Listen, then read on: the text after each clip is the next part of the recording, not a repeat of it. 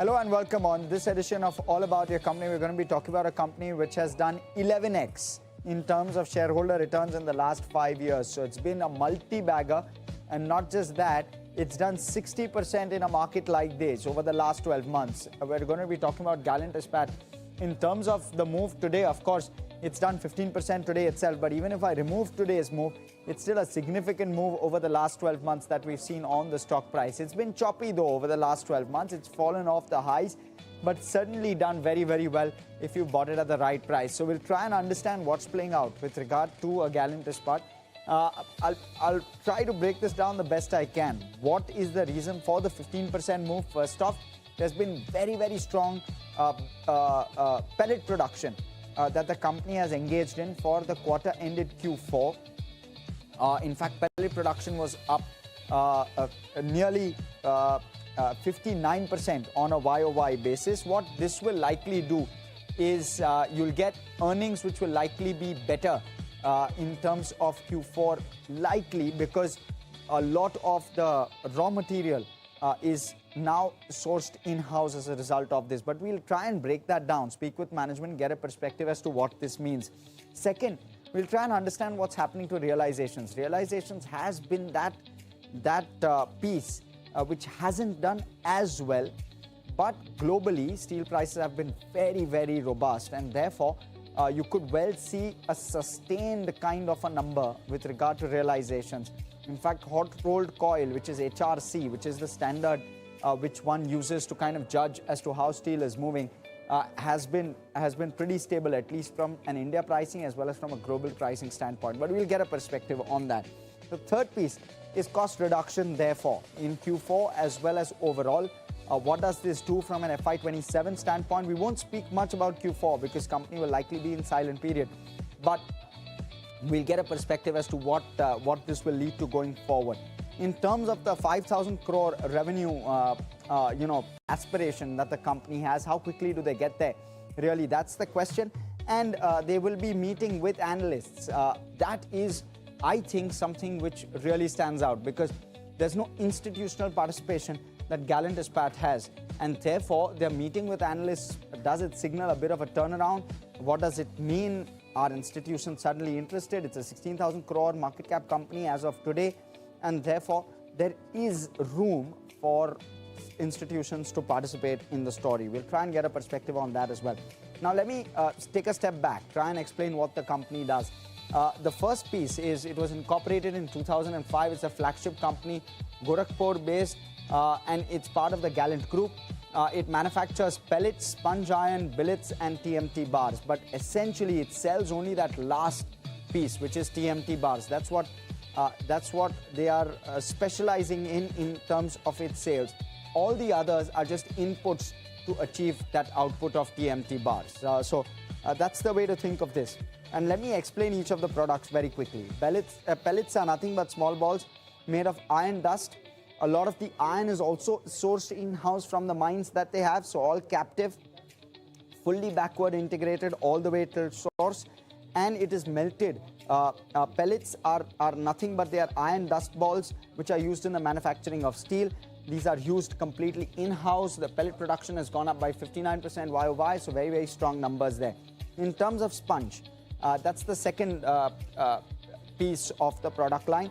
It's iron that looks like sponge. It has certain pores, and when it is formed by heating, therefore, and what it does is basically it is melted into steel. That's really the chain of production. Again, it is largely used in-house. Now we'll talk about mild steel billets. These are nothing but steel bars which are manufactured and used for various purposes within the steel industry.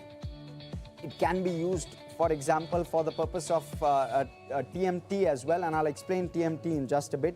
But broadly, they are nothing but steel bars.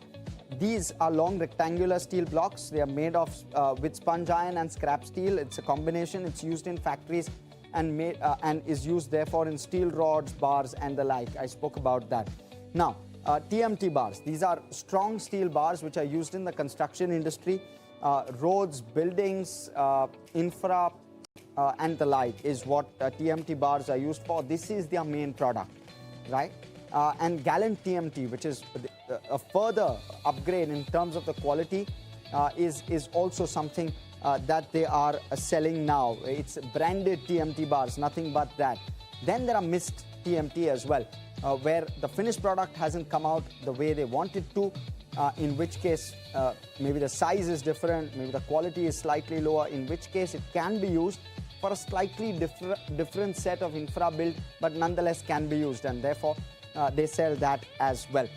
Electricity is also something that they manufacture, and they manufacture it in-house. The good part about the company is that entirely integrated internally, in the sense that from raw material to finished product, including the electricity, is all internally generated to ensure that the process is fully in-house. That's what really stands out with regard to a Gallantt.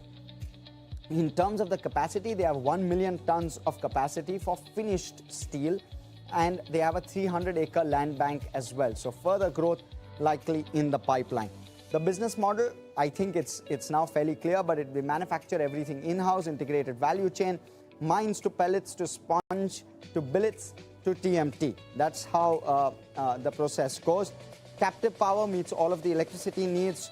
They also own, by the way, the distribution side of things. They own railway sidings and rakes, which are nothing but your railway carriage, which carries all of the steel from one place to another. They own 2 rakes, and 80% of their sales are made through dealers, and 80% of their top line, 80% plus of their top line is TMT.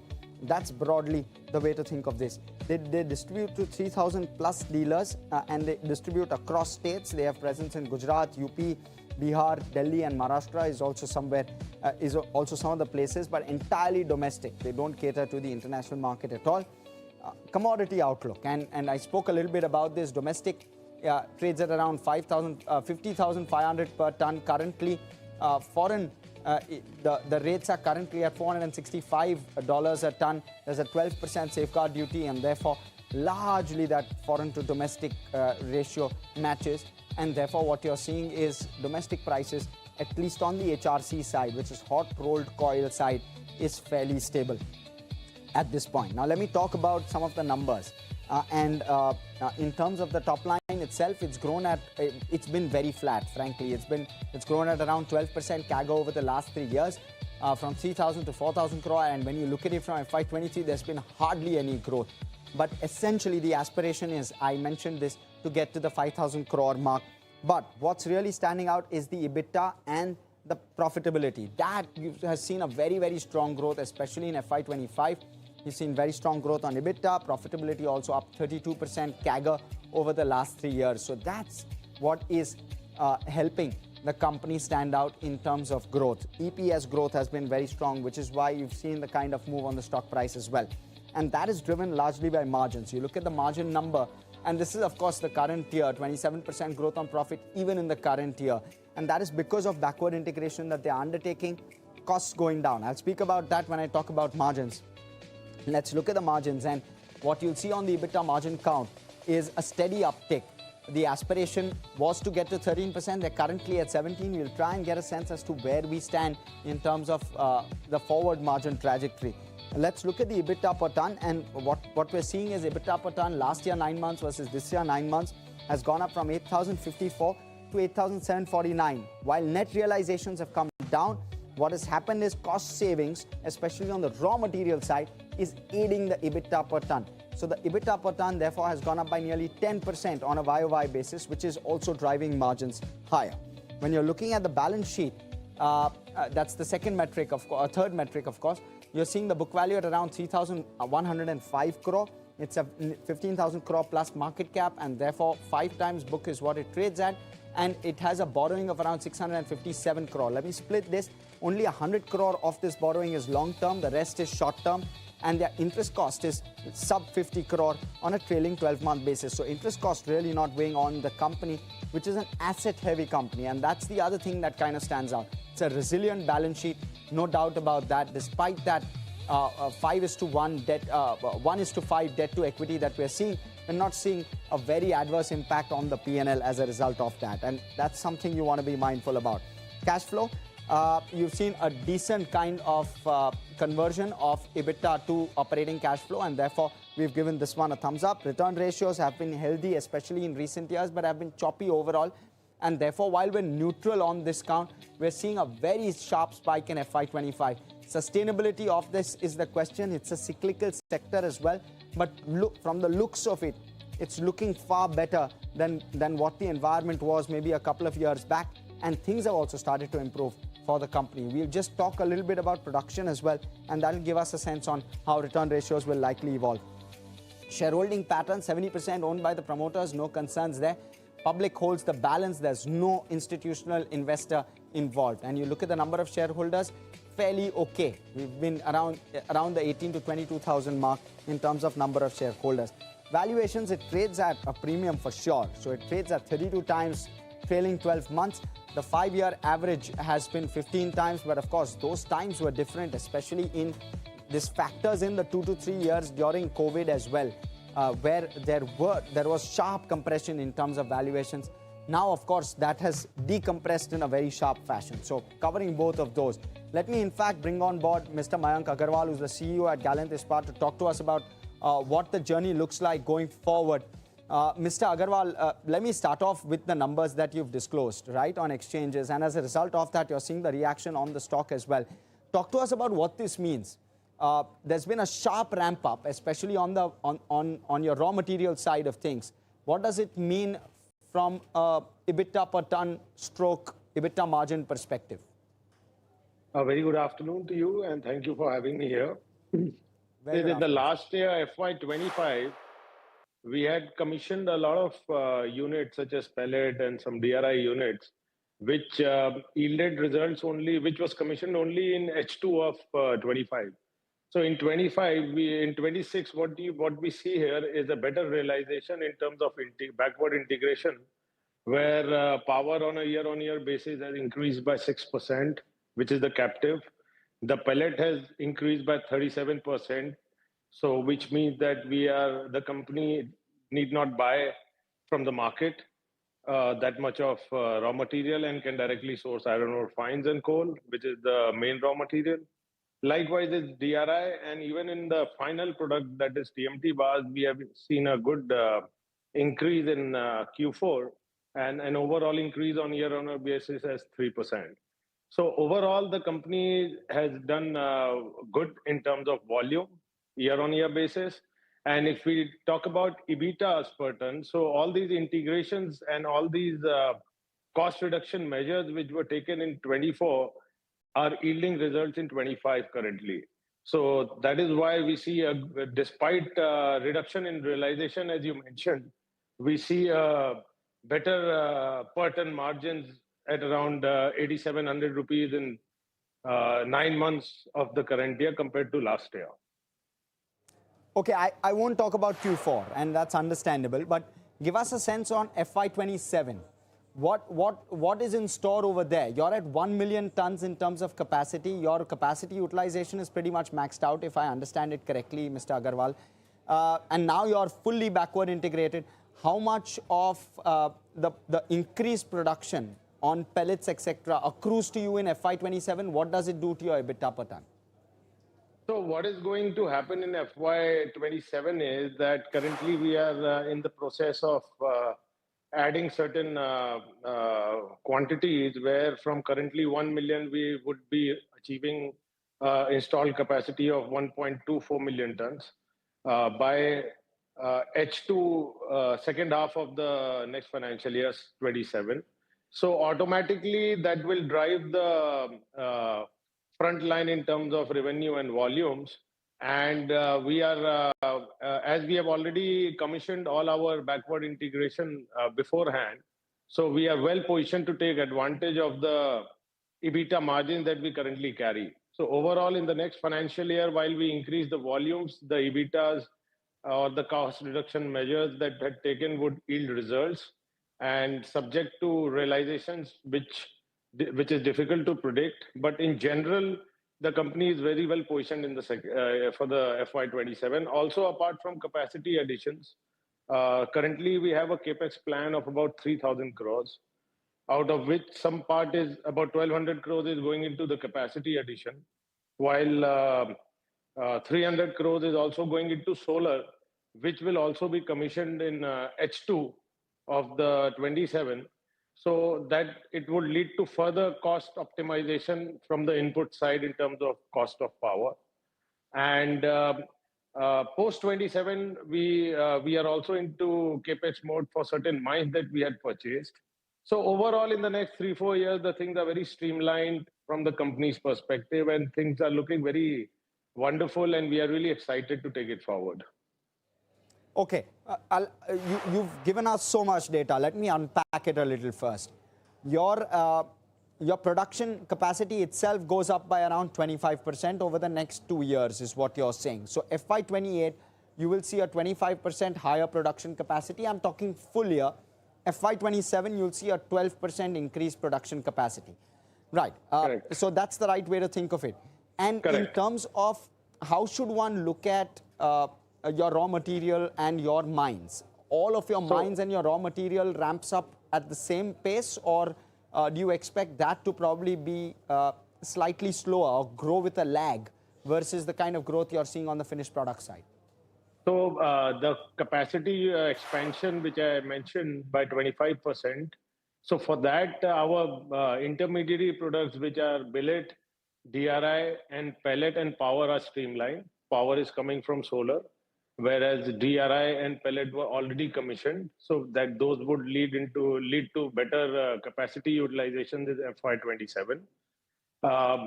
Apart from this, talking about mines, the company has still not started the operations of the mines. These mines were bought last year. For Gujarat unit, we have purchased it in Rajasthan. And for UP unit, we have purchased 2 iron ore mines last year in UP itself. So currently the capex is ongoing there in mines, and it would take about another 2 years for the mines to be operational. So the result is not going to be visible in FY27, but yes, 28, 29 for the mines. Got it. And that is only for the incremental 25% capacity, right? The rest of it is well covered by you from a mine standpoint. Am I right? No, there is a little bit of gap there. The mines are currently not operational. So currently the company is sourcing iron ore fines from the market. And once these mines are operational after 2 years, the company will be 100% integrated towards the back end in terms of iron ore mines. Understood. How much does that add to your EBITDA per ton, sir? Give us a sense of that. So, to assume the right number would be a bit difficult at this stage.